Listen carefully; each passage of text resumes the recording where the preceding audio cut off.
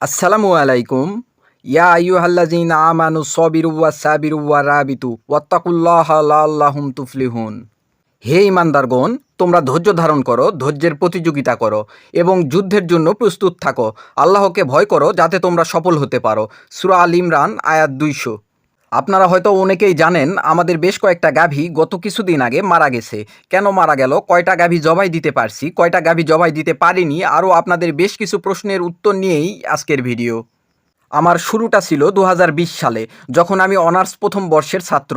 ৪২,০০০ টাকা পুঁজি নিয়ে আমার যাত্রা শুরু হয়। প্রাথমিক অবস্থায় ৪২,০০০ টাকা দিয়ে আমার এই কালো গাভীটা কিনছিলাম। প্রথমে আমার এই কালো গাভীটা বাড়ির এক কোণে বেঁধে রাখতাম, যেখানে বৃষ্টির পানি অথবা ওই গরুর প্রস্রাবে সবসময় কাদা হইতো।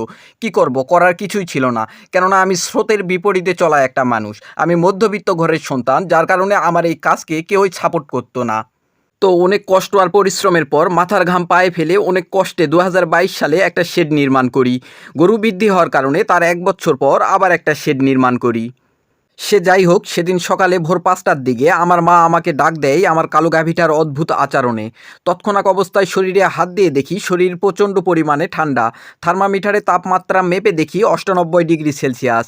ডেক্সিরিয়ান ইঞ্জেকশন নেওয়ার জন্য আমি স্বাধীনের কাছে যাই। প্রাথমিক অবস্থায় আমরা রোগটা শনাক্ত করতে পারিনি। তাপমাত্রা মেপে দেখি ৯৮°C, যার কারণে আমরা সঙ্গে সঙ্গে ডেক্সামেথেসন গ্রুপের ইঞ্জেকশন করি। আমি ডিএনএস স্যালাইন নেওয়ার উদ্দেশ্যে যখন বাজারে যাই, বাসায় এসে দেখি গরুটার অবস্থা নাকি গুরুতর ছিল, যার কারণে ওখানে যারা ছিল তাদের সকলের সিদ্ধান্ত অনুযায়ী গরুটা জবাই করা হয়। জবাই করার সময় স্বাধীন যখন বাকি গরুগুলা শেড থেকে বের করে, তখন ওই গরুগুলার অবস্থা দেখেই ধারণা করা হয় সবগুলা গরু বিষক্রিয়ার শিকার। আমি ছিলাম না যখন, খাবার পাত্রে ওই ঘাসগুলা দেখতে পাইয়েই এই ধারণা করা হয়। বিশ্বাস করেন ভাই, আমার এই কালো গাভীটার মাথার সামনে যখন বসে তেল মালিশ করতেছিলাম, তখন আমার গাভীটা আমার ডান কাঁধে মাথা দিয়ে আমাকে ঝাঁকাইতেছিল।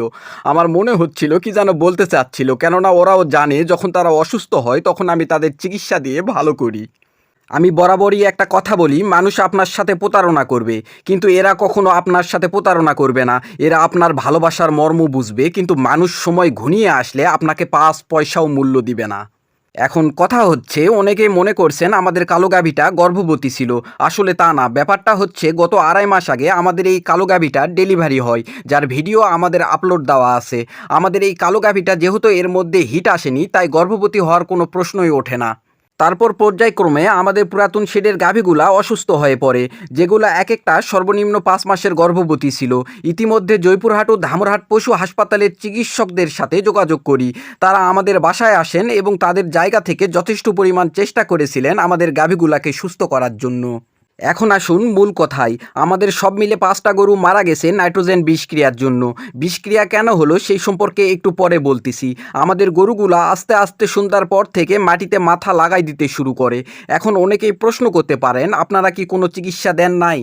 উপজেলা পশু চিকিৎসকের পরামর্শ অনুযায়ী দিনে ২ বার এক একটা গরুকে ১০০০ মিলি করে স্যালাইন প্রয়োগ করা হয়েছিল। পাশাপাশি ক্যাটোফস ১৫ মিলি করে প্রয়োগ করা হয়েছিল। ব্যাকভেট প্লাস ৪ থেকে ৫ ঘন্টা পর পর ১ বোতল পুরাটাই, রেনামিক মাংসে ৪ ঘন্টা পর পর ১৫ মিলি করে, একই সাথে লিভার টনিক ২০০ মিলি করে প্রয়োগ করা হয়েছিল। ৪ ঘন্টা পর পর গ্যাস নীল সিরাপ ১০০ মিলি প্রয়োগ করা হয়েছিল। দুর্ভাগ্যবশত আমরা সব কিছু ভিডিওতে ধারণ করতে পারি নাই, কেননা পরিস্থিতি অনেক জটিল ছিল। সেদিন সন্ধ্যা থেকে আমাদের বাকি গাভীগুলা আস্তে আস্তে মাটিতে মাথা নুয়ে দিচ্ছিল। আমি, স্বাধীন, আমার এক বড় ভাই, আমার এক চাচা সবাই গরুর পাশে বসেছিলাম। রাত ১টার দিকে আমার ভাই, চাচা ওরা বাসায় চলে গেছিল। স্বাধীন আর আমি ততক্ষণে গরুর পাশেই ছিলাম।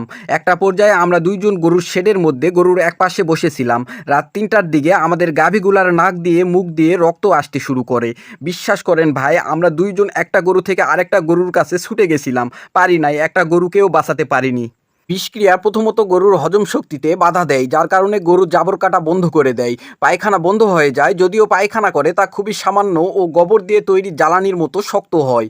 মৃত্যুর আগ মুহূর্তে মুখ, নাক, কান, এমনকি প্রস্রাবের রাস্তা দিয়ে রক্ত আসে। গরুর শরীরে তাপমাত্রা ১০০ ডিগ্রির নিচে নেমে আসে। আমাদের গরুগুলা মারা যাওয়ার পর স্থানীয় একজন চিকিৎসককে নিয়ে ২টা গর্ভবতী গাভী কেটে দেখছিলাম, শরীরের ভিতরে বিভিন্ন জায়গাতে রক্ত ছোপ ছোপ হয়ে জমাট বেঁধেছিল।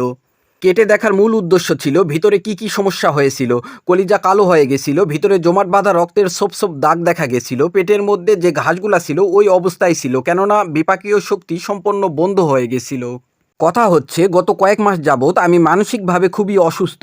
জীবনের সাথে ঘটে যাওয়া কিছু প্রাপ্যতার ঘানি টানতেছি। যাই হোক, আমার ঘাসের জমিতে প্রচণ্ড পরিমাণে জংলি ঘাস হয়েছে, যার কারণে আমি লাগানো ঘাস কাটার পাশাপাশি জংলি ঘাস উঠাইতেছিলাম।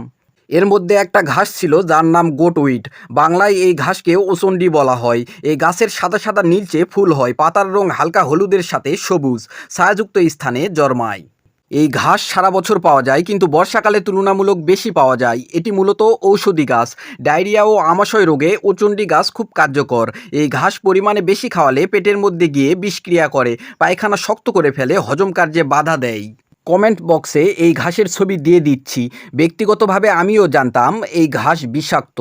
ভাবছিলাম এই ঘাসগুলা বাসায় নিয়ে এসে একটা একটা করে ফেলে দিব, তো সেটা আর সম্ভব হয়নি, কেননা বাসায় এসে আমি অসুস্থ হয়ে পড়ি। একটু শুয়ে থাকার পর গরুগুলাকে ঘাসগুলা খেতে দিই।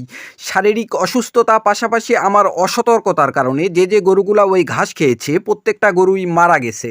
একটু একটু করে গড়া পরিশ্রমের ফসল নিমিষেই শেষ।